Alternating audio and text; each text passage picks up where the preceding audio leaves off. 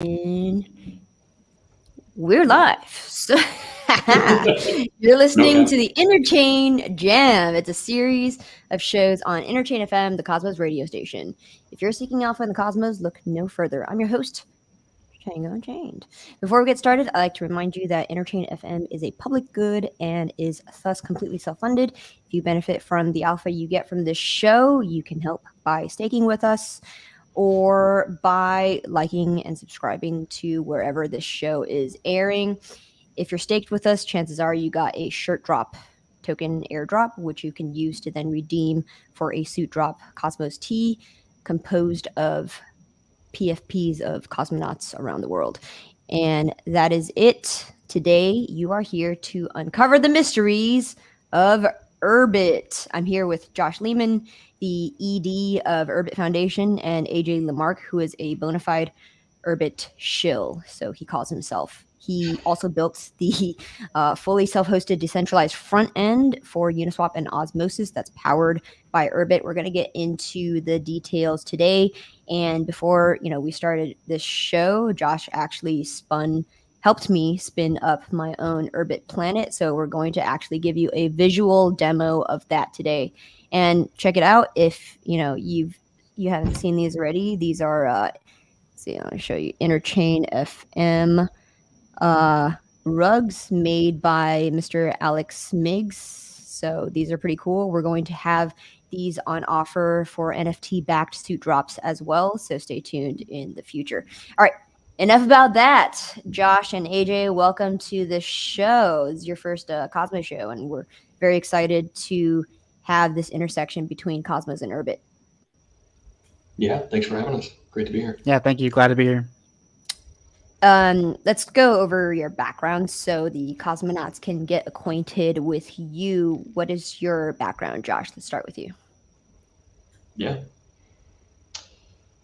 Let's see. So, spent a bunch of time founding startups in San Francisco Bay Area because I happened to be there. I crossed paths with the Urbit crew in about 2016, met a bunch of people at those meetups, got really into it.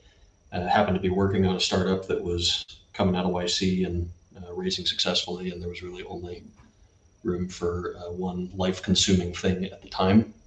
So I worked on that startup for about 4 years while remaining in touch with the Urbit group of folks. In 2020, I really dove back in because in 2020, Urbit was going through this pivotal moment where it had been a research project for the last 6-7 years that people had been hearing about it, and that was the moment that a real product actually launched that was using it, which is very exciting. And then it sent the signal that you could actually build something else with it. It's reaching some point of maturity, and so I dove in as a developer, just enthusiastic. I learned the language for the third time at that point. Took a stab at building a calendar and partnered up with a guy who was way better than I was at building a calendar, and realized that there were actually a whole bunch of people working in the community who were really good at building all kinds of things. And so I found my way into talking to Galen, one of the founders of Urbit, CEO of Tlon, and he and I kept discussing, and long story short, I ended up working within Tlon to help launch the Urbit Foundation. It's kind of an incubated company within a company that proceeded for about 1.5 years to a stint as Tlon's chief of product, where I worked on, led the project to release software distribution over most of 2021. And that was what actually let developers really build their own applications and ship them to people, and remains the main mechanism that people use to build apps, make them discoverable and installable in a peer-to-peer fashion. And I've been working on the Urbit Foundation since it spun out of Tlon in beginning of 2022. Yeah, that's a little on me. Awesome. How'd you get Urbit-pilled, AJ? Yeah, I guess mine's a lot more recent story, so hopefully I have some more context to share there. So I guess I was just kind of finished up college, started working kind of general like big tech software engineering, and was just kind of looking around for something a bit more interesting, like to think about in my free time. And I I'm in Florida, and kind of a few weeks before Assembly last year in Miami, the kind of the big Urbit conference, I found out about it. Just saw on their website that they had a conference in Miami, so just kind of got some tickets, drove down to Miami State of Defense place. Kind of brought him along with it, tried to get him into it. Also, I don't think it kind of stuck with him, but definitely, I had a really good time, and thanks Josh for setting up that conference. There was a lot of alpha and interesting stuff going on there, and I think that was kind of when I saw that there was a lot of potential, and maybe also a lot of potential that isn't being kind of fully utilized yet. I think kind of there's still a nascent ecosystem, but the opportunity spaces in there in spades, I think. So just been kind of posting about it, trying to get people excited about it in my free time for right now. And also, I guess kind of where I broke into the community more was just posted a one-off tweet after spending an hour kind of building Uniswap to run on Urbit, and that ended up getting a lot of attention. Then I got a lot of introductions to everyone in the community, and there's definitely a lot of really nice people, and have gotten a lot of support there. And so then I kind of ended up becoming the self-hosted front-end guy for Urbit, so kind of took that a step further, got Uniswap all fixed up and ready so you can trade on it now, and then also did the grant recently for Osmosis, and also have a deployment for Gnosis Safe, so you can kind of, after you install Gnosis Safe or Uniswap or Osmosis on your Urbit machine, it's yours forever, and you can kind of just access it without having to hit a centralized website to be able to trade. You're just kind of, it's just you and the chain and your self-hosted deployment. So I think there's a lot of utility there, and trying to kind of keep the ball moving there. So we'll get into your integration and how that has downstream effects for Cosmos users. But there's actually a surprising amount of early cosmonauts that are into Urbit, which led to this recent integration. So actually, one of the very earliest Cosmos contributors is Brian Crane, and he's really deep into Urbit. So he had been Urbit-pilling Sunny Agarwal, co-founder of Osmosis, and then Sunny, this virus spread. Sunny was telling me that Urbit has this undercurrent of like a 50,000 person strong community, and it's this like very tight-knit core community. They're all gung-ho about this thing called Urbit, which is this, I don't know, it almost has a cult-like following, which is what I found. It was very interesting. And then, so I went to the Urbit assembly in Miami, the one that you were at last year.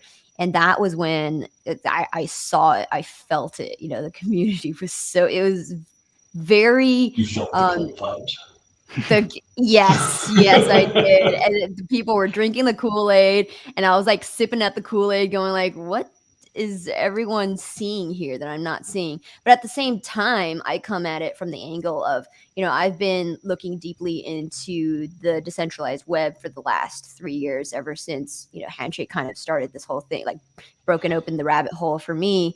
And Urbit seemed to have come at that same grand vision, but from a completely different angle.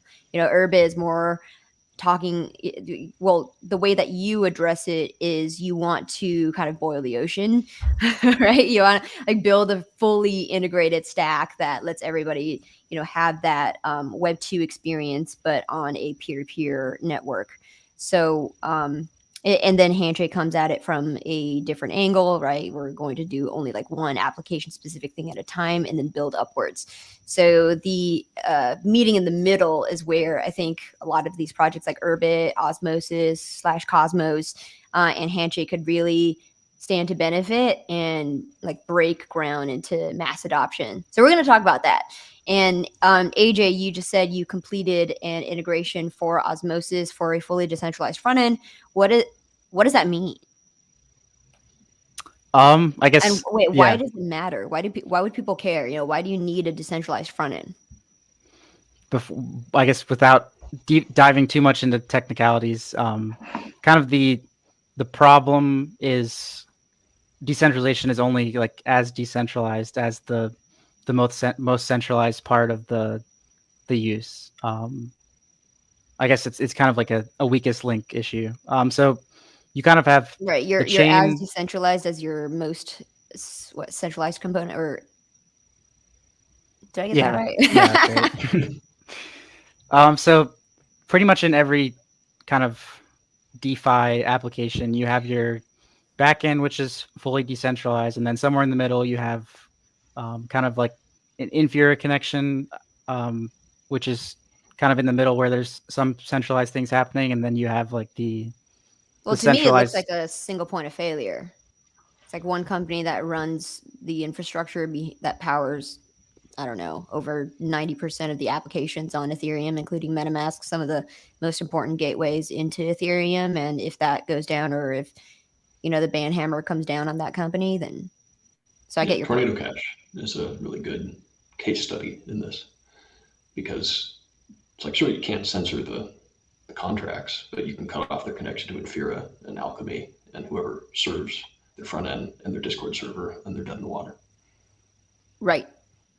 So go ahead, AJ. So I guess kind of taking it from the beginning, the first point you're hitting and the first like fully centralized part of your Web3 experience, I guess, is you're visiting app.uniswap.org or app.osmosis.zone, and that's kind of like your portal into interacting with the chain.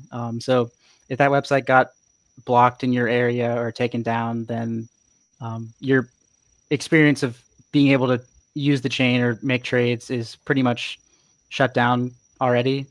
So kind of being able to self-host your own front end is like the first major step in towards like full decentralization of you may have to obviously download the application code itself for the JavaScript one time, but after you have it installed, then it's still hitting the same chain endpoint. So there's not much support that's needed, and you can just kind of keep using it on your local machine without having to kind of revisit this centralized point of failure every time you want to make a trade.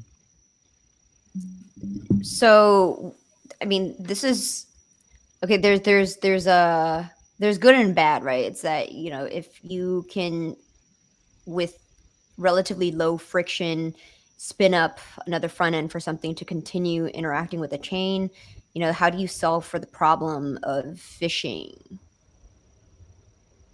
Yeah, so kind of right now, small scale on Urbit is mostly a trust related thing. So you know that the deployed version of Osmosis under my server is good to go, and Urbit kind of handles the validation of the JavaScript code that gets delivered to you, making sure that the hash for that lines up with what you're expecting. But I guess kind of long term, where I'd want to be pushing is more towards like an IPFS client built on top of Urbit. So that's kind of a more tried and true deployment solution, and being able to just easily access that from Urbit. And you can kind of always see, what's the IPFS hash that the developers of this product are recommending that you use, and then your client will automatically validate that, and that'll kind of protect you against the phishing even more than if you were visiting the URL every single time you want to use Osmosis. Gotcha. Okay, so we're gonna throw it to Josh now. So if you're watching this video on YouTube or Twitter, you will see that we have these weird words, string of words next to our names. So I'm Davler Sitper, and Josh is Wolref Podlex, and AJ is Larry X Wolyear. Something like that. Let's go into that. What's going on here? Why are we named that way, Josh? Yeah, so these are network addresses, and each one of them is actually just a number. And there's an algorithm that transforms that number into a consonant, vowel, consonant sequence. And it's consonant, vowel, consonant because that's easy to speak. So wool, ref, potlex, each one of those letters, those trios, consonant, vowel, consonant, CVC, is 8 bits, right? So WoolRef Podlex is a 32-bit address. And this is a lot easier to remember than, say, the closest analog, which is an IPv4 address on the internet, which is a IP address, series right? of numbers. Right. So you can think about WoolRef Podlex, Lamarc Spoldire, Davler Sidpert as phone numbers. Right? It's a unique way to address whoever is behind that address. In the same way that an IP address is kind of like a phone number, except the IP address is sort of a crappy way to address someone because there's no someone behind an address. It's just usually some server running on the open internet, and there's no real sense of consistency to what stays there over time. So those are invisible, whereas Urbit IDs and we call them PAT-Ps for, we have weird terms for everything because engineers like to be very precise in their language. But what does PAT-P mean? So it's a type. PAT is what we call the @ sign. And then P is phonetic. So PAT-P is the phonetic type. And so if you're dealing with a number in the Urbit operating system, you can convert that to a PAT-P using that a certain way, and you end up with, that's like what you use to convert numbers into this scheme. And so that's used frequently throughout the system to refer to what would otherwise be very difficult to remember things, just numbers, like IP addresses, into things that are human legible and rememberable. And that's what you want in an ID, which serves as, in the Urbit system, a unique way to address the person behind that. And in Urbit, every single ID corresponds, at least if they're running it, to a version of their server that they're running. And that's what runs all their software. And that ID is used to sign every packet in Urbit's peer-to-peer network. So when I run software, when I run, the Osmosis application, I'm running it from my Urbit operating system, which is a server. And if anyone wants to talk to me, they do so using that Urbit ID. Okay. So I was actually surprisingly able to follow you throughout this entire explanation. But to be fair, this is the third time I have talked to you, and the first and second times it went over my head. So let's unpack that a little bit. If I may, my understanding of Urbit was that you have a DID system that, as you explained, is similar to IPv4. And questions about that, right? Does it have a finite address space? Are you going to have to later, hard fork the entire network to IPv6 to increase the address space? Is it finite? So it is finite. Right? It is finite. Yeah. So probably in, let's say, 20 years, imagine if, decentralized web gains mass adoption, and then you're going to need to migrate the entire network to a larger address space like IPv6. It would blow your mind to know that there are not 4 billion people on the internet yet. Like IPv4 is not that exhausted. It's the crazy thing. So in, what would it be, 30 or so years since we've had the internet, we still have not hit the 4 billion mark, 4.3 billion, which is the space of IPv4, which is the same as Urbit ID. But the question is still good. Like, well, what happens if we hit that limit? Do we want to add more? And the answer is probably yes at some point. I don't know when that'll be. It could be 20 years, 30 years, 40 years, 50 years. There is a mechanism to increase that. Chances are you always want it to actually be finite. The finite is what makes it scarce, it makes it valuable, and that is how Urbit solves the problem of Sybil resistance, which... because there's actually financial constraints attached to it. So the way that the way that it soft enforces Sybil resistance is because there is a cost to having multiple PAT-Ps? That's correct. Okay. Yeah, each one is valuable. So the cost of spinning up a bajillion of them in order to, run a spam network means that, that cost increases for each ID that you burn being a spammer. Got it. Right. Interesting. And thereby you solve for stuff like email spam or like phishing spam. Okay. Yeah. My understanding. Yeah. You say like, and so there is this mechanism to upgrade it, like the contracts. So Urbit ID is implemented on Ethereum, a series of smart contracts. That's what defines the address space and the size of it, how many IDs there are. That can be extended. Right? The contracts can be upgraded through a vote of special Urbit IDs. There's 256 of these. They're called galaxies.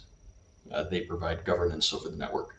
They also provide other technical aspects for peer routing, packet forwarding, things like that. But the holders of those through a vote can upgrade the contracts. That's the only way the contracts can be upgraded. So it's essentially a proto-DAO that can determine what the rules of that address space are. And that's how you would extend how many IDs there are.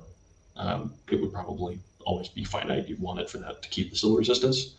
But in a world in which we're up against the 4 billion mark, we want there to be more IDs. It could be done. So how okay, all right. Let's just. I'm just going to back up here for a second. So words, galaxies, stars, planets, right? These things are analogous to, a planet would be a top level domain example, like com, org, io. Yeah, right. Like it's the most valuable domain name space, and then directly below that, on the bottom lower rung, would be like a domain, which would be a star, and then a subdomain directly one rung below would be a planet, which is what maps to each of our PAT-Ps. Is that right? It's a little different, and it's not a clean analogy because an Urbit ID sort of encompasses like a domain name in addition to an IPv4 address. And so on the internet, you have domain names which map to IPv4 addresses, and the IP address can change, but the domain name is the same. And the IPv4 address is sort of like an invisible detail behind the scenes. But like the stars and galaxies actually have more of an analog to what you find in IP. Like IPv4 addresses are grouped into zones, and those zones are grouped into DNS root blocks, right? So there's these big blocks of address space in IPv4. They're partitioned basically the same way that Urbit address space is. And so a star is like a block of a whole bunch of planets, and a galaxy is a block of a bunch of stars. Got it. All right. And I would like to share my screen and give you, the listeners, a view of what Josh and I spun up right before we started this live stream. So here I'm in a messaging chat. It kind of looks like IRC, but it's more. So my understanding of Urbit was, I guess, support. So Balaji was your keynote speaker at hey, what's up? Yeah. And the way that Balaji described it at a 20,000 foot view, like grand vision of Urbit, is that it's this fully integrated vertical stack, and chat is just one of them, right? So in Web 2, we're used to these bespoke native apps. You go to Instagram to check it out, or you go to Twitter to do whatever, and then you have your signals and your telegrams for chat, and it's all these different companies. But Urbit, the reason why I say that you guys are trying to boil the ocean is because you want to have all of those fully integrated into your single OS that anybody could spin up, right? So help me understand how this is fundamentally like inverting the Web 2 operating framework on its head. Yeah. So yeah, I'll come at it from a slightly different angle, right? But like looking at your screen, what you're looking at is an app that runs on Urbit called Talk. It is one of actually multiple different chat applications that have been built. Like the two others were built this year. It doesn't take all that long to build them. AJ's Osmosis application is also just an Urbit application. So Urbit is this computer that can run arbitrary applications. We call Urbit an operating system because it is one. It's not an operating system the same way that Mac OS or Windows is. It's an operating system designed for a personal server. And a personal server is not a thing that actually really exists on the internet. It was supposed to. Like, people originally thought people would ever run their own server, they would serve their own web pages from their own domains. And that was sort of like the dream of the 90s was, you have this web full of different pages that are run by different individual people. It turns out that running your own web server is actually pretty difficult. And so those things started to aggregate around people that ran servers as a service. And those services are what normal people interacted with as clients. So Urbit is designed to be easy enough for a person to just run their own server because Urbit is a very simple system. And it's designed around this use case of, I run a server, that's what I interact with. And that server can actually talk directly to all the other servers. Right? This is a little more intentional in Urbit than it was on the web. So this talk application, right? Your Urbit that you're running here is serving a client that you use to talk to it, but the server is your Urbit. So all those chat messages, like when you send a message to me, your server is reaching out and talking to mine and sending that message directly to me. We are the only two people that share those. So we're both running the code, the same code for this talk application, and we're storing all of those messages, right? So the difference with, say, Web 2 is that in a Web 2 instance, you'd have one entity running the server and everyone else talking to the same server. In this case, everyone runs their own server and the servers talk to one another, right? And that's Right. really the big difference here. Well, in this case, I'm not running the server, though. You are, and I'm using a hosted server, right, by Talon. Right. Yeah. So I'm not affiliated with Talon, and I don't run this. There are multiple hosting companies. There's one called Holium Hosting. There's a company called Holium. They run the hosting service as well. There's another one that launched recently called Red Horizon, which is actually spun out of Course One, Brian's own company as well.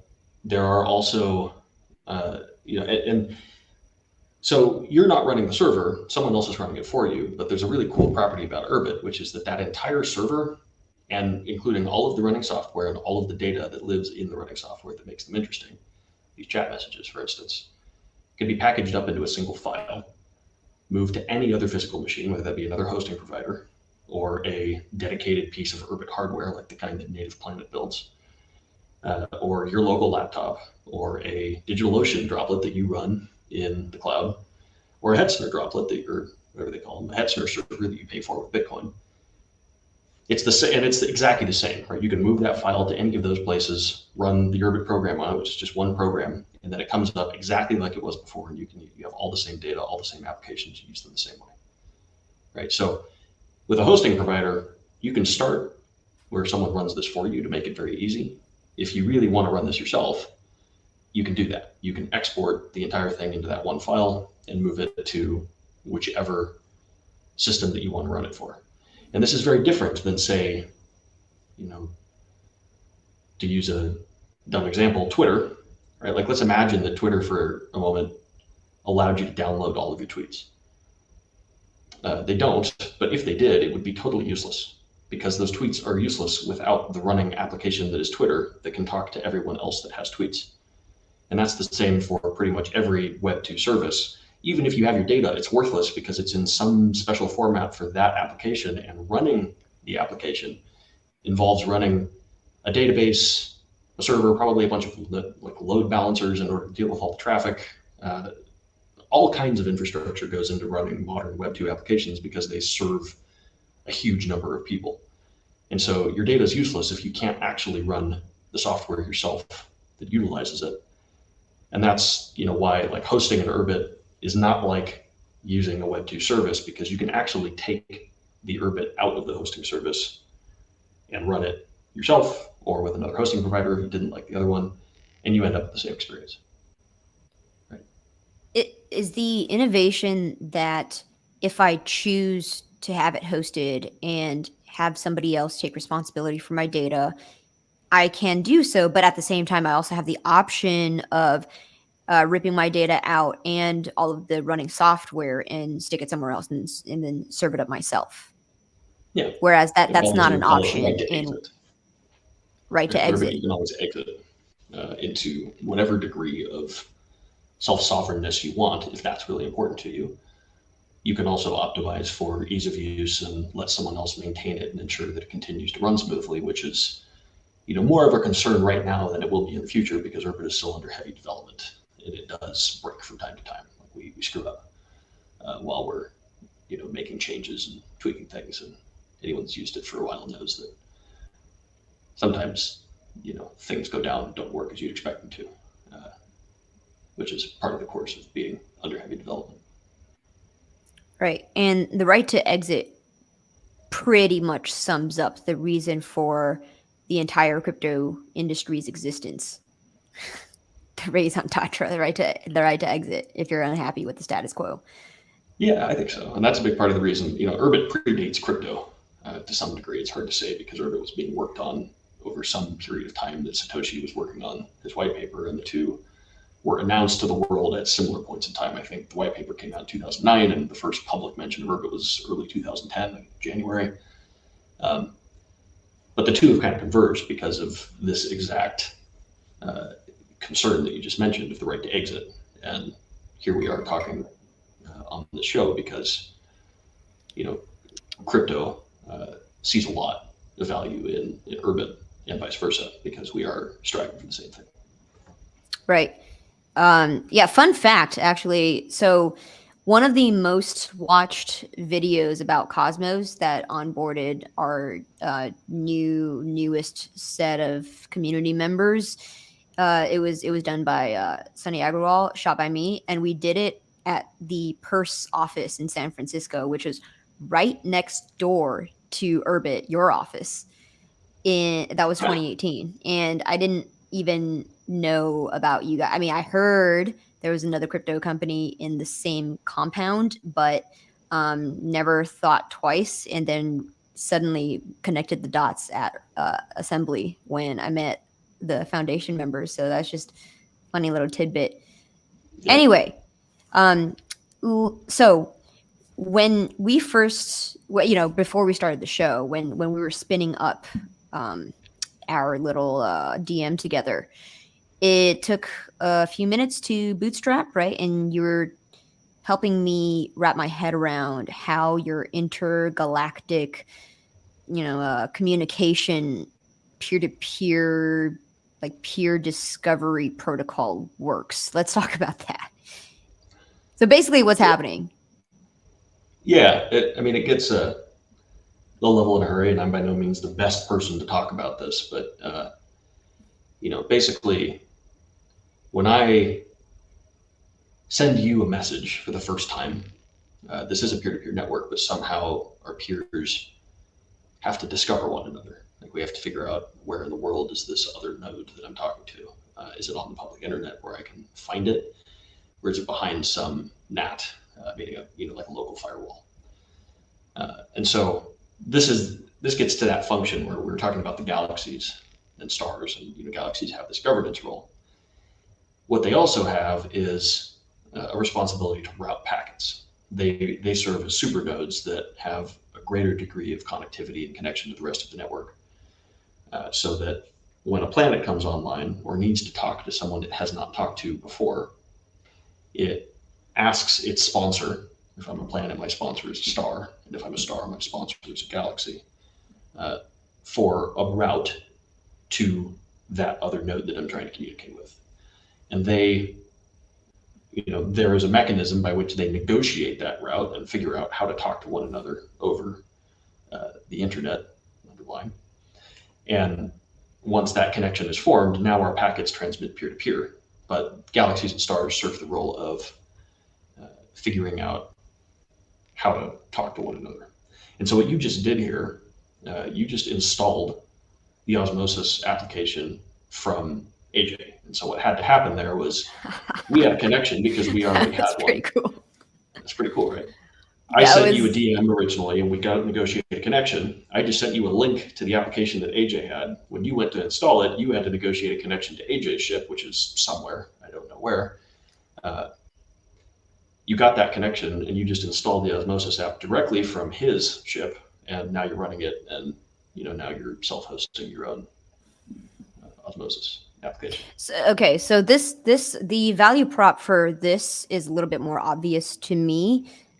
Is it that you're able to circumvent stuff like Apple App Stores or Google Apps, stuff like that, right? Where they take 30% of the developer fee, and then you're able to distribute these applications directly to the end user.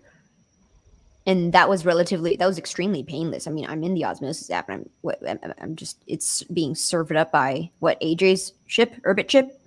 Is that what's going on? By yours. You by mine. downloaded it from his, and now it's being served by yours. So now you own it. Okay? And that's the big difference. This goes back to that Web 2, Web 3 analogy. In Web 2, you access something that someone else serves. In Urbit, you run your own thing. Like all Urbit applications, you run yourself and you talk to them directly. Right? And you get them by installing them directly from other people, who could be companies, organizations of some kind, or they could be individuals like AJ who just wrote this and put it on a ship, and now anyone can get it from him. Okay, dumb follow-up question: does this circumvent the Great Chinese Firewall? It's always the tough question. So, right, because remember, it was so I think it was like 20... probably because they don't know anything about Urbit and aren't looking. But if they wanted it, I'm sure in the future, they could definitely right. So remember, it was like I think it might have been 2020 when it was like Yearn and Uniswap, all of the unilaterally they went down because it was a DNS level. I believe it was like a DNS level attack.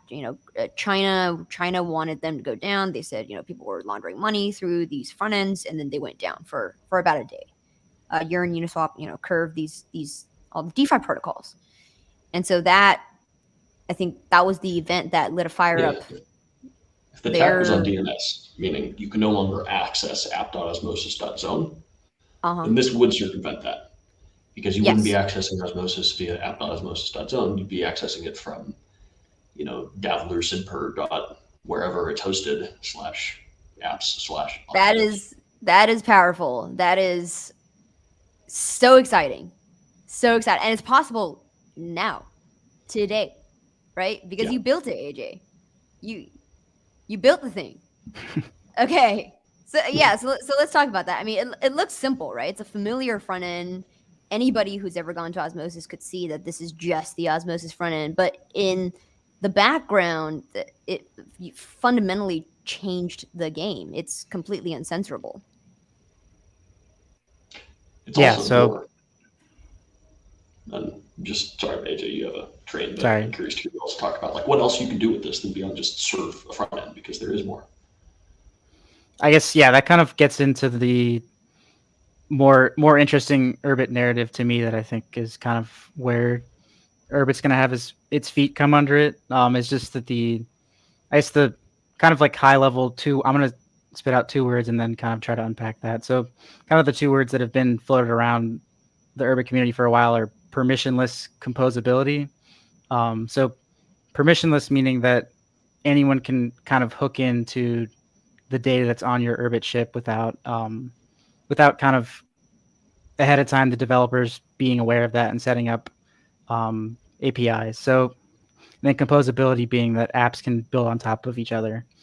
So if we think about kind of like the Twitter case, Twitter has a set of APIs that they've had to kind of allocate resources separately to build and deploy. And of course, I think because of the recent cutbacks, the Twitter APIs mostly stopped working. So kind of third-party integrations have completely stopped. And also, you don't really have first-party privileged access to Twitter's data and be able to build, like, if you want to build a new interface for Twitter, then you'd have to work very closely with them and could be kind of shut down completely.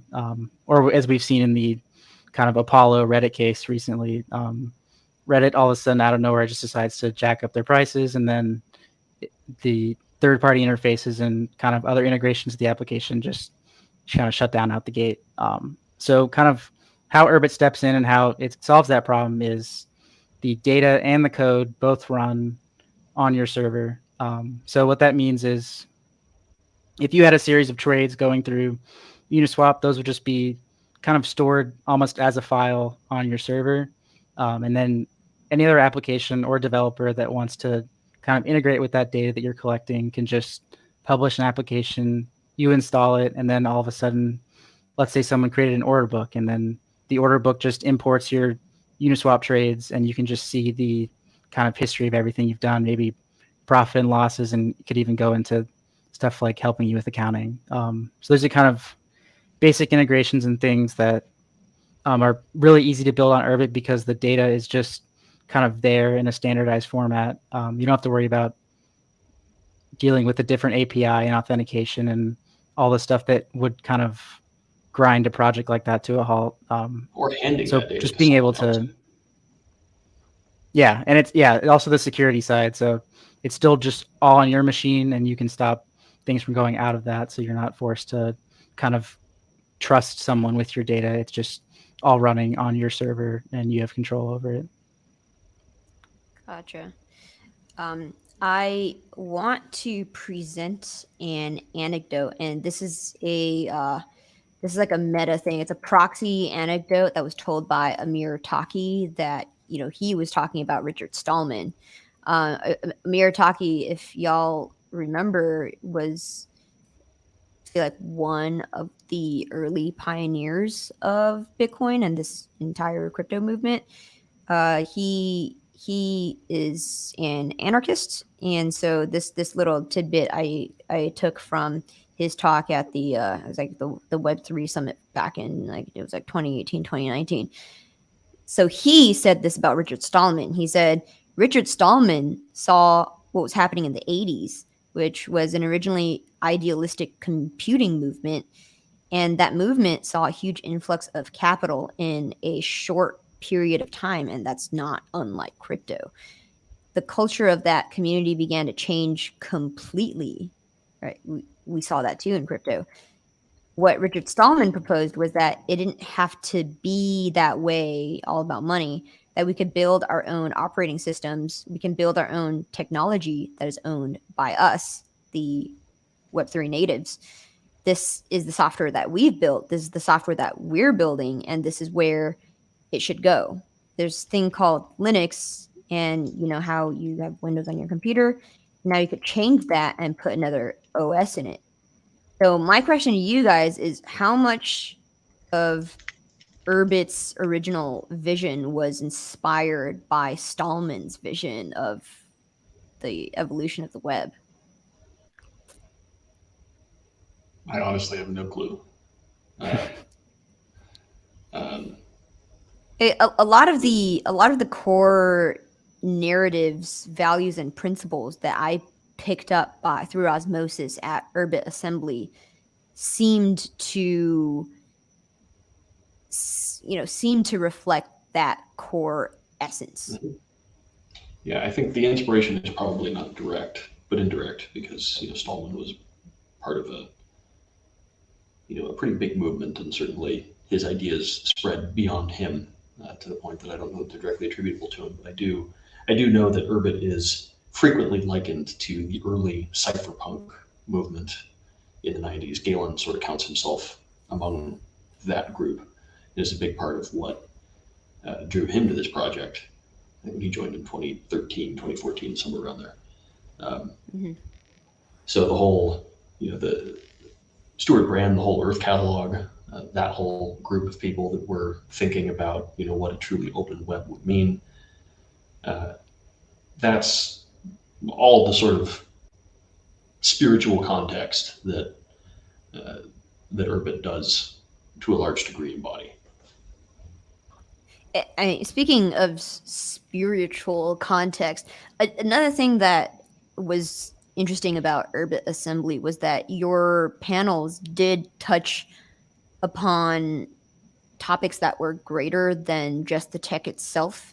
think the tech is more of a means to an end. You guys talked about the it was like the family, right? There's tiebacks to why people would want to use these things, and tiebacks to a greater spiritual purpose, which I found fascinating about this community, because that's what's missing in Ethereum and Cosmos.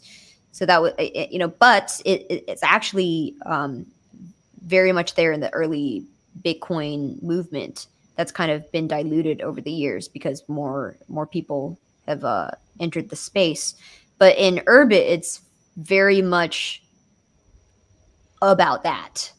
And that was what drew me into Urbit, seeing this fascinating new cult develop. I say that in a good way.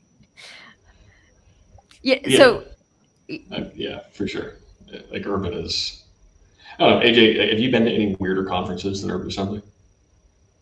That was kind of my first foray into like tech conferences or crypto conferences. Okay, so I think I just jumped right into the best of it. But okay, so I'm a conference veteran, and that was one of a kind. That was that was almost like going to a crypto conference that was held in the middle of Burning Man. Now, I've never been to Burning Man, but I'm just guessing that there's that, right? There's spiritual leadership, people talking about the grander vision and tie into like a greater goal as part of the broader narrative. And at the same time, like a subset of the talks would be, Hoon, we're our programming language, and there's also this cult like following around Hoon. People seem to worship that language, what it could do for urban development. Well, so it was for sure. Yeah. Right. So yeah, and then it closes with some like a cypherpunk anarchic talk. Anyway, it was just fascinating. So we're coming up close to the end here, but we're gonna take some questions or comments from the audience. And Oz Sozin says, related anecdote. About 20 years ago, I asked Stallman what he thinks about the capital and resource inequality between free open source and proprietary software. He said he wasn't interested in that. Perhaps we would have been on a different timeline if ideologues of the era were also a bit more strategic and practical in protecting the sustainability of their value systems and communities. Oh man, what an oxymoron. The ideologues being practical. If only, yeah. I think it's almost like the two, like real world practicality and someone who's deeply ideological almost don't sit in the same brain. Almost.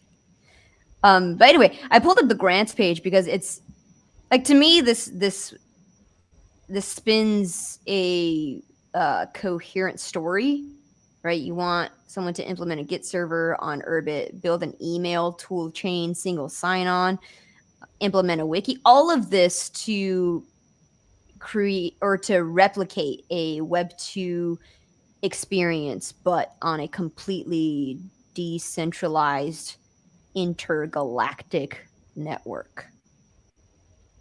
Is that fair to say? Yeah, I mean, we don't necessarily want to, like, there are parts about Web 2 that are good. Like, a lot of things work pretty well and they feel good. Like Web 2 has definitely really gotten the user experience down. It's been a big thing that has come out of the, tech startup movement. Those are things we want to preserve. Like, we do want to get to really good user experiences, and we're certainly not there yet. And there are, plenty of things that have come out of it that are good. Like, I like email. I use email a lot. I find it fairly nice that I can communicate with just about anybody via an email address, regardless of how they access email. And Urbit isn't aiming to be a monolithic thing where you must use Urbit in order to use, you have to exit the old internet in order to be in Urbit. There are plenty of ways in which it can bridge to existing systems. Crypto has been a big one that we've intentionally chosen to bridge to early on, but there are quite a few other things that we would like to see replicated that make Urbit able to speak other protocols and to other kinds of systems. AJ, I mean, I know you've thought about this quite a bit and have some takes here. Yeah, I think there's kind of there's like the cult center, but I guess I don't want that to kind of push away the people on the exterior, even if you kind of haven't bought into the full 10, 20-year vision of Urbit replacing everything, which is kind of arguable whether it should or not. There's a lot of like low-hanging fruit integrations to kind of make Urbit more viable, and I think the self-hosted front end is kind of like the first big example of that. So that's why I'm trying to push just making that as seamless as possible, because it's still kind of a manual process. So that's going to be a big unlock to just kind of have a whole suite of applications that are just ready for you on the network, and then going forward. A lot of stuff's just going to get there because the Urbit like developer, it's the way of things that are built is you kind of have a base layer of stuff that gets protocolized, and then any application can kind of just hook into that and build on top of it pretty easily. So kind of the canonical example of this is pals.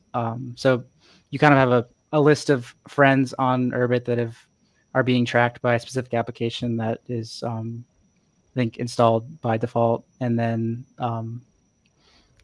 that continues to grow, but any application that is built on top of Urbit can just easily hook in and see your friends list if you give it access. And then you're that's like the first step is replacing, oh, I have a new application, I lost all my followers, lost all my friends, have to start over. And that's kind of why all these web applications have so much lock-in, is because they have guardrails on the data. So kind of Urbit's more of a everyone wins as more stuff is built and everything grows. And Web 2 is all about just kind of guarding what's yours. Yeah, you just alluded to a feature unlock of Web 3 that was lightly touched on around 2018, 2019. The ideas that came out of Handshake that then were propagated by Naval was that you could have a portable social graph, right? That was kind of the idea that people were slightly talking about back then when like decentralized identity was as, or kind of as hot as NFTs are today. I mean, people kind of forgot that narrative, but I think we're going to remember that narrative in a year and a half from now. Again, it's going to become like, it's going to come back in full swing. But Urbit seems to be tackling that problem. And I mean, that's like the destination that a lot of people are LARPing about, trying to get to. And I think that Urbit's one of the few like, viable solutions actually building something toward that end. Yeah, I guess I listened to maybe Naval early on talking about Web3 as, or even Naval and all the VCs talking about Web3 as application Legos and everything that gets built just once, and then you can always just kind of hook in and build on top of that. And at least from what I've seen, that doesn't seem to have happened in Web3. There's still kind of some lock-in on different things, and kind of I feel like the path that Urbit is going down is kind of the full vision of what Web3 was supposed to be, where everything gets built once and then you can just kind of hook into it. And you also don't have to worry about security as much, because if you are hosting data, it's not all on chain where someone can just go and scan it. It's on your server, on your machine. So there's benefits to that. And also the cost savings of not having to push everything on chain is a major benefit of Urbit. So yeah, are really you big, yeah. Sorry if I may. Because one of the issues with application building blocks in traditional Web3, where you don't have something like Urbit, is that the mechanism for data storage is a global consensus Byzantine fault tolerance system, which is just the wrong choice of technology for storing an emoji reaction to my mother's text message. there's like all kinds of data that you just don't want to put on a blockchain. It's totally senseless to put on a blockchain because it's only meaningful to me. It's not, it doesn't need to be something that exists on what a blockchain is designed for, which is data that can't be copied, that is supposed to be valuable to represent ownership. And the fact that I reacted to my mom's text message, the fact that I own that response is, it's not something I need to sell or transfer or protect in the same way. And blockchains just are not a good solution for the vast majority of data, which is fairly inconsequential except to the parties involved in reading it. You still want it to be private, right? You still want it to last forever. I don't want to have to worry about something going down and all of my information that is accumulated for 10 years going along with it. I want it to just be there. But I don't need a blockchain for that. Like, blockchains are really good they're like the only thing for representing digital value and scarcity. And they're really good at that, but they're really bad at all the other stuff, which is metadata, private data, the kinds of things that Urbit is really good for. And when you pair the two together, well, you can actually now you can realize that whole vision because you have both halves of this equation. How I represent value in a decentralized way. How do I represent everything that's not globally valuable, it's locally valuable? You should do that in a local capacity. And Urbit is for local, private, secure data. Powerful. So this is why I would love to have you come back and debate the everything on-chain maximalists. We have actually, so I think it's like Scott from Argus chain, he's building this Cosmos gaming chain, and his thesis is that everything and anything should be on chain, so long as you solve the scalability of it. So that would be an interesting debate. An asterisk. Yeah. Sorry? I said that's an important asterisk. So long as you solve the scalability. Right. I mean, there's two different visions of the world, right? And you obviously belong in the constrained vision, and I'm referencing Thomas Sowell right now. There's like two types of brains in the world: constrained vision people and unconstrained vision people. So people who belong in the unconstrained camp tend to view the world more through the lens of utopia, and people in the constrained camp tend to view the world in the context of constraints and limitations, more set in reality, but maybe not so much about what could be. So, and, through those two different lenses, you arrive at very different conclusions, which is why you have, people on the left versus the right in American, political context. So, that's like a little aside anyway. Yeah. I guess like a quick benefit of like the off-chain side of things is kind of, I think if you store everything on chain, you're always going to be hitting some sort of privacy breach at some point. If you're kind of encrypting the messages you're sending to your mom, then it doesn't matter because they're still on chain and they exist there forever. So at some point, someone's going to be able to decrypt that. And but whereas if you're running it on your own server, it's just on your server and your mom's server, and there is no kind of if you take those down or delete them, then that's kind of the end of that message. So there's that benefit. So what happens, how do you solve for content moderation for a self-hosted Twitter then? Let's say it's like someone, in the most egregious case, someone propagates CSAM or whatever, and your ship inadvertently hosts it. What do you do about that? Well, I think it's kind of you subscribe to different moderators, and you might kind of choose to use the unfiltered version of a service, or kind of the filtered version of a service, which would be the unfiltered plus add-ons, or you trust a certain person to kind of manage that content for you, and that gets into the right to exit. So if you're kind of at any point you're mad with Elon's moderation or another moderator's kind of take on things, then you can either host one yourself for a group of people that are interested in a certain thing, or kind of just find a different person to work under? Yeah, by default, there are no moderators in Urbit, unless someone builds a system that has a moderation capability in it. And there's no reason you couldn't build something that is essentially centralized that has the ability to be moderated. But at a network level, in Urbit, all you can do is choose who you talk to and who you don't talk to. And if there is an individual that is spreading CSAM or anything you don't want to see, you can block them at a packet level and not receive any information from them. You can just shut off that communication, right? So you can always choose who you communicate with and who you don't communicate with.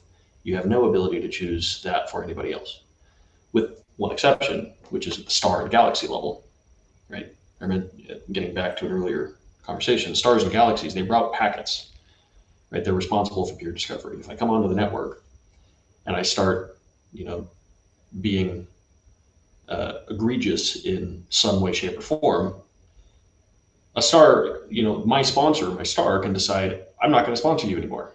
And I'm going to tell everyone what you've done, and no one wants to sponsor you anymore, in which case you have no ability to talk to anyone else on the network because no one can perform peer discovery for you or will perform that. Right? You can ask any of 65,000 other stars that are online, if there were 65,000, all of those online, but they can all universally decide that you are to be reviled and not talk to you.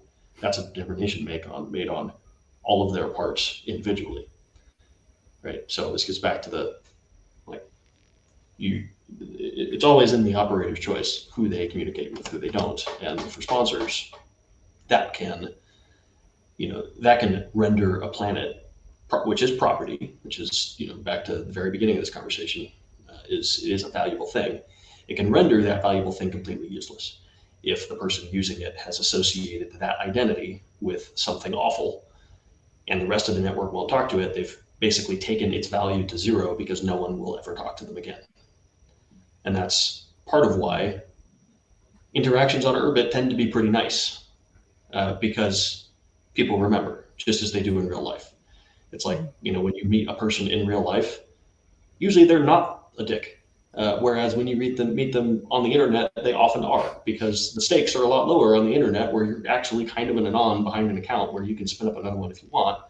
And it is acceptable behavior to be, of low reputational, right? Because identities are cheap. On Urbit, they're valuable just as they are in real life. You don't sully your name, because if you turn your entire social circle against you and they tell everyone to not talk to you, well, your life is going to be kind of miserable. And so the Urbit network emulates that human mechanic of don't ruin your name, because if you do, it's bad. Right. I like that. That's the inherent built-in disincentive mechanism, similar to what's built into Bitcoin, similar to what's built into like the validator network, where everything rests on your right. It's like Urbit acknowledges trust is a good thing. You want trust. You need trust in order to make society very effective. You can build trustless systems, which in a world where you cannot trust other people, and you do that as a reaction to the idea that the world is not to be trusted. We must escape that and make sure that everyone can fend for themselves and own all their stuff. But it's better if you can trust people. And so Urbit is generally a high trust network, not a low trust network, because people actually do trust one another because of this mechanic of built-in reputation, right? And that's a good thing. I imagine validators, they work the same way. Right. And what about this edge case? If a malicious developer successfully gets like a malicious executable packet and passes it off as if it were a legitimate application through the Urbit network, what happens then? Let's run a thought experiment. Dark AJ has shipped the Osmosis app that actually takes every single trade you do and shuttles it back to Dark AJ's central server to keep track of what it is that everyone that has downloaded that is doing. Well, let's imagine someone finds out about that, because all that code is open. There is no notion of closed source software on Urbit. When you're running that, you own the code and you can go and look at it. So let's imagine some developer gets that and they realize like, hey, my ship, keeps sending these packets to, dark AJ's ship. And why is that? And they go and do some digging. They find out, oh, that's because there's a line in this that is actually shuttling all of this information back to his ship, and that's not okay. Well, then they tell everyone, and no one downloads that application anymore or will download anything from him ever again because he just burned his trust with all those people. Now, how you probably protect against that is, like, whenever you download a piece of software, do you trust the person you're getting it from? Do you know them at all? Like AJ, well, he's put a face behind this name and he's appeared on this podcast. He's probably pretty trustworthy because, he's not going to go and want to ruin that reputation. But if it's just some rando, it's Larix Wilder, not Dyer, and we download from him and realize, oh, this is some anon that's imitating AJ, and we blacklist him, very bad, right? One way you can protect against this is be careful where you install software from. If it's a low trust identity, meaning, an unknown planet, you might want to be careful about it. Ask other people first. You could also look at, well, is this software shipped from a star? If a star is distributing software, well, stars cost thousands of dollars. Like, there's just an economic cost to a person distributing something bad from a star. And so you can generally, you don't have to know the star as well to know that it is in the star's best interest to not tank the value of its real estate because they're now losing thousands of dollars. So, for instance, Holium, this company, they ship all their software from a star called Hostive. And,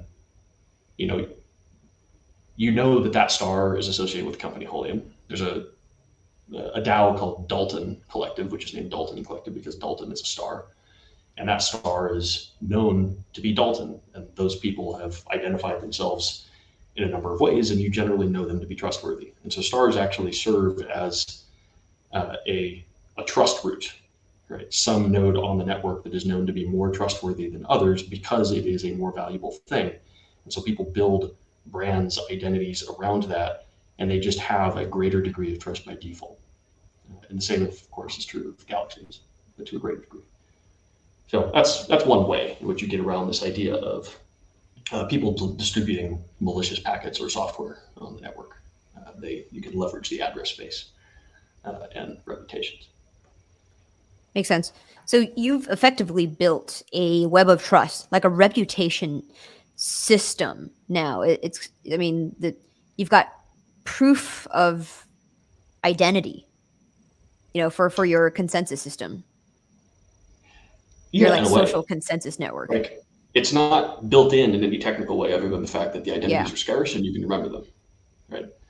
But and the rest it's just like human brain stuff where, because we remember people. Yeah, it's an economic scheme in your game theory, or in the game theory that you've set up.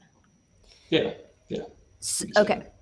Yeah. So, all right. Before we log off, I have here this link that's linked in the live stream. We're going to link it in the description of the show notes. This is what I used to spin up my Urbit planet to give myself that name. So if you spin up your own name, your own PAP, so to speak, it only takes a few minutes. It took me a couple of seconds to sign up and be able to message Josh. So if you use this and message any one of us using our PAPs, you see it here, take a screenshot, then we could use Urbit. And Josh just sent me another link, and we're going to share this with you here if you yourself want to try out Urbit. And here's another. Go ahead. The other one, the first one, that's free. You can get on the network right away. Pretty easy. This one is paid, but this unlocks a totally different experience than the one you got before. And you can go to holium.com to learn more about it. But there are multiple people that have hosting providers. Just, I think it's good to have options. This one is worth checking out as well. I'd say like the other one, Tlon and Holium, are probably the two most progressed and have the most rich experiences built around them, but they are two different experiences. Why is it worth checking out? You want to take this one, AJ? Yeah, I can take it. Been working with them kind of part-time on the side, but there's definitely, it's kind of, the goal is to take it to the next level where not everything is built in Hoon on the Urbit backend, and also just kind of a better user experience. So I could kind of share my screen real quick if Oh yeah, go ahead. that's easier.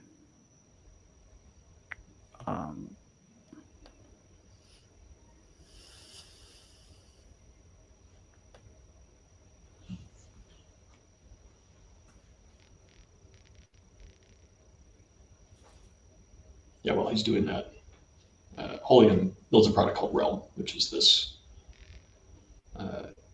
collaborative workspace where you So like interact with software in the context. Well, Slack is a chat application. Holium is a framework for interacting with arbitrary applications that people build all together. So they have primitives for shared cursors in a space where you can plug in Figma-like shared cursors into any application you build. They have a built-in wallet that allows you to identify all of the people that are in this space. They have a document editor that when you're open editing it, it is by default shared with all the people in this space. Of course, a global chat and the ability to just drop into voice and video rooms with the people in this same space. And that is all extensible, right? Any developer can come in and build their own application into Realm, the product is called, that takes advantage of all those primitives. And so you get a compounding effect of, well, here it is, show it off and I can stop talking. Yeah, Well, so it's so- kind of a, Wait, Sorry, can go can I guess as to what this is? It's like Figma, Slack, GitHub. What else? GitLab. What other productivity tools are there? All in one. Charts. What is it? Lucid Eventually charts. could be, and much more. yeah, that's the goal.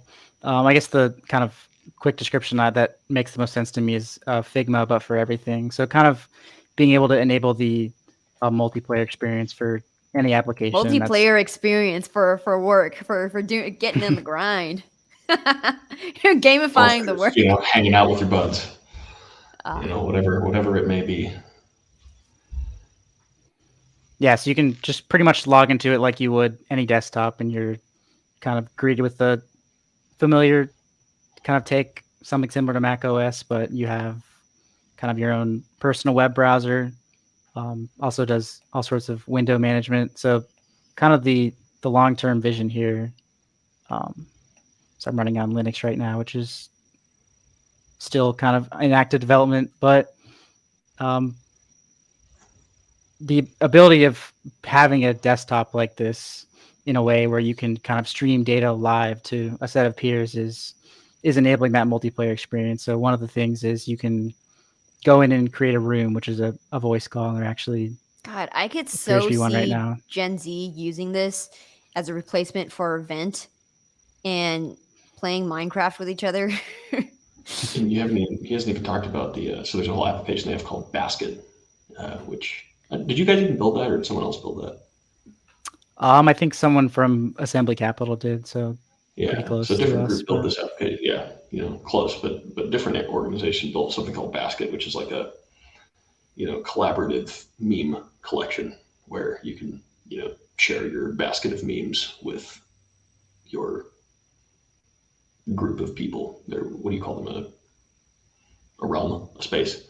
But you've got this group of people all compute collaboratively, and so you've got your own urban dictionary called Lexicon of all of your definitions of local terms, and Basket for all of your memes.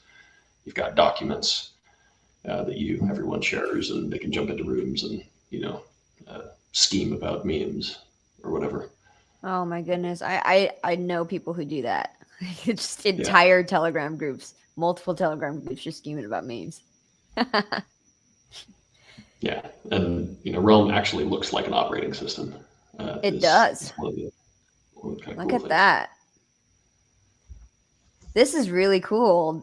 Once this becomes a mature application, I can't see Gen Z not using this. Like, I think your ideal demographic is Gen Z. Like they would pick this up quick. AJ, you're Gen Z, aren't you? Yeah, 22. So Yeah.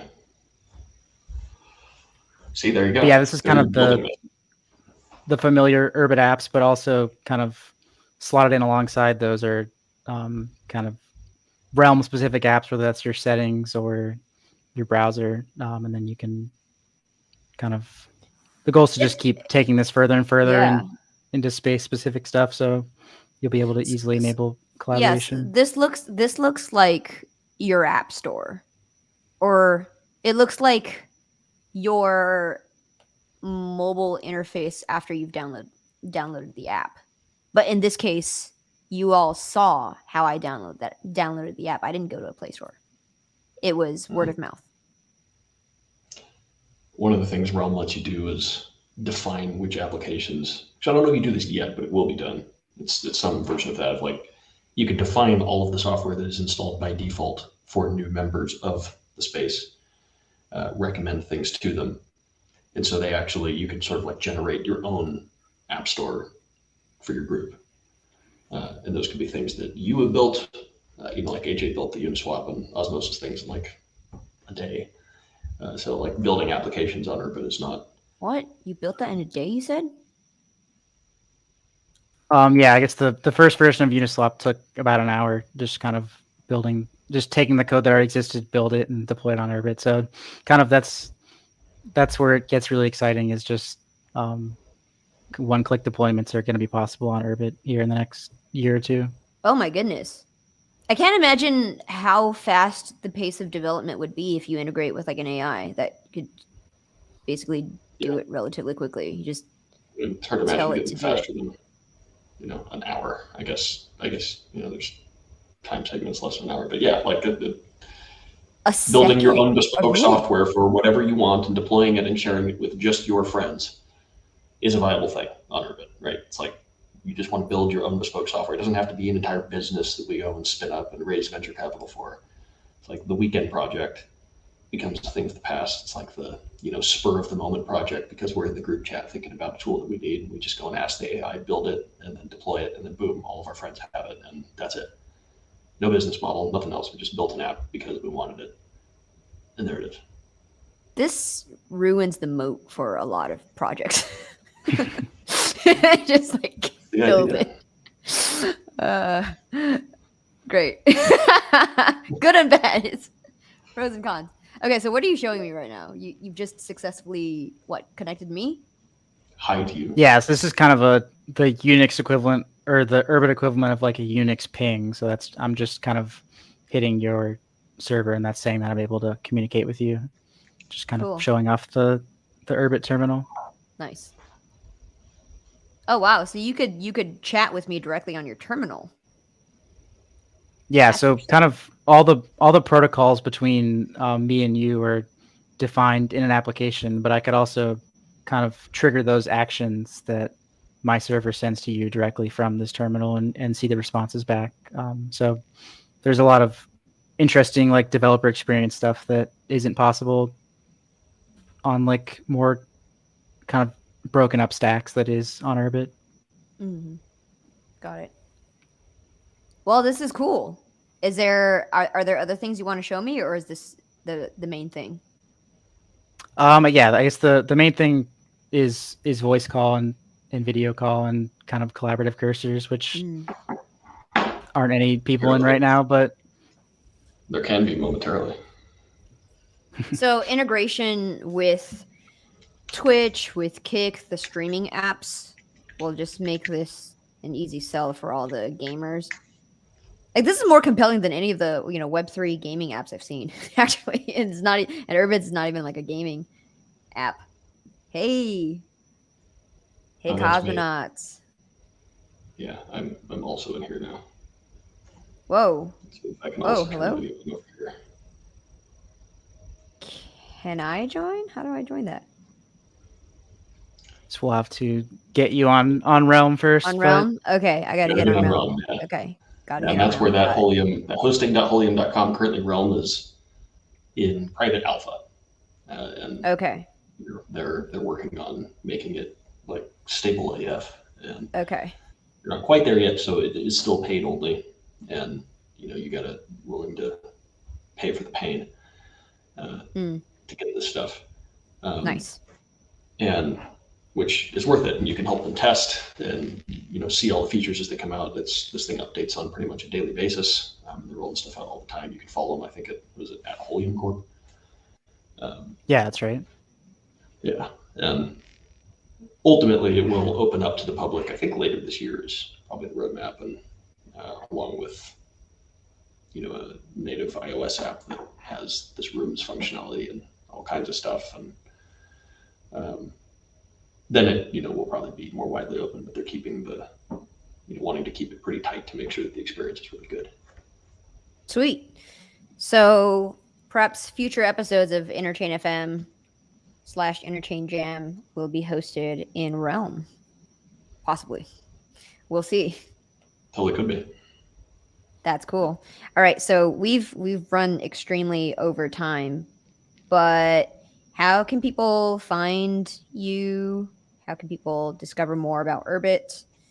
I think we've already covered a lot of how they do that, but how can people find you?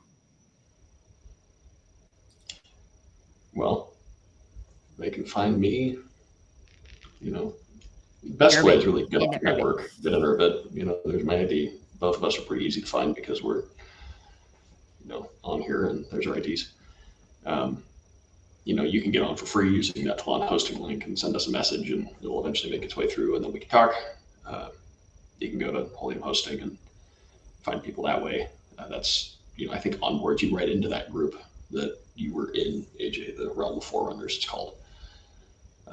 You can find us on Twitter. I'm that, and I think AJ, you're that, which I'll put on here shortly. So, do you imagine 10 years into the future, or even 20 years, where like mass adoption of Urbit happens, and you basically don't exist on the grid if you don't have a PAT-P?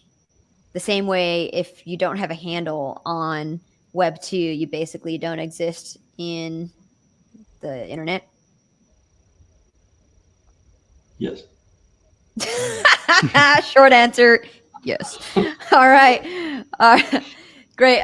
So yeah, if you've been tuning in for this long, I consider you one of the smartest people I know, because the smartest people that I know are Urbit pilled. They've known about Urbit. They talk about Urbit, and somehow, if you're doing the work of trying to unpack Urbit, then you've probably got your finger on the pulse of like where the future is going. I mean, decentralized web is still relatively new, but I think that narrative is going to come back in full swing and with a vengeance when the next bull market comes back, even though we're still really, really early, like so damn early. But I think there's going to be speculative energy coming back around this narrative. When Naval tweets about it again. We'll see. All right. With that, thank you, Josh and AJ, for